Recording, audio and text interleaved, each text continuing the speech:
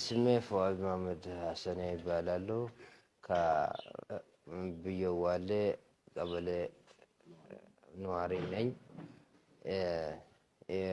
እየተካሄደ ያለው ምርጫ ሰባተኛ ሀገራዊ ምርጫ ፍትሃዊና ዲሞክራሲያዊ ምርጫ እንደሆነ ከዚሁ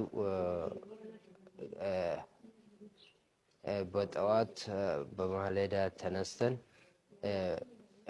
እኛን ይወክላል ብለን ያሰብነው ሰዎች የምትካችን ወይም እኛን ይወክላል ብለን ያሰብነው መርጠናል። ምርጫው ሰላማዊ፣ ዲሞክራሲያዊ፣ ፍትሃዊ እንደሆነ ከዚሁ ትረዳላችሁ።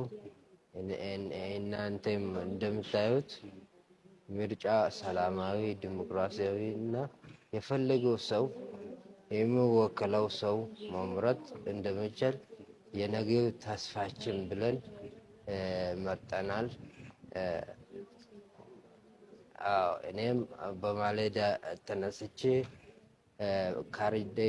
ካርዴን አምጥቼ የሚወክለኝ ሰው መርጫለሁ። አመሰግናለሁ።